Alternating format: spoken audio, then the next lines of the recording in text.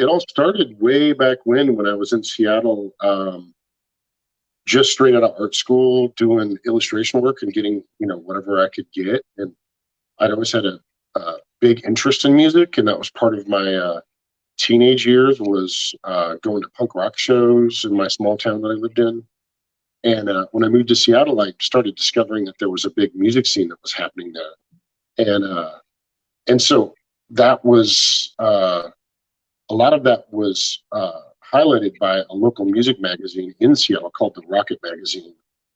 And I knew people that worked there. I knew people that had gotten illustrations in there. So I asked, if I could show my portfolio, and they said yes. And I immediately started getting work doing just, little illustrations for next to nothing, you know what I mean? Like $35 or something like that, which back then was probably like $75 today, but still, I'm that old. So, but, and so being a part of that scene, everyone that was in the Rocket was involved in music somehow, whether they were doing their own posters like Art Chantry or Jeff Kleinsmith, or if they were writers that also promoted shows at venues or with promotion companies. And so I started getting asked to do flyers for bands, for just little shows of local bands, and not even any of the names that came later, and it was just another way to make some money and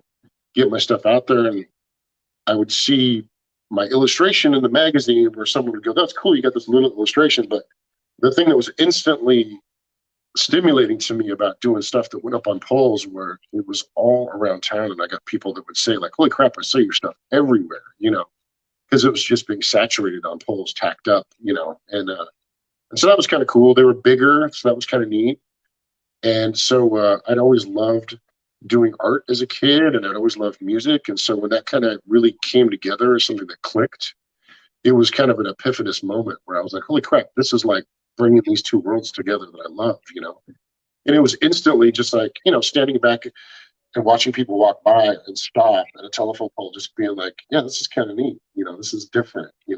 I'm getting the immediate, if I just hung out by one, I could see the immediate response." And it was cool. It was really cool.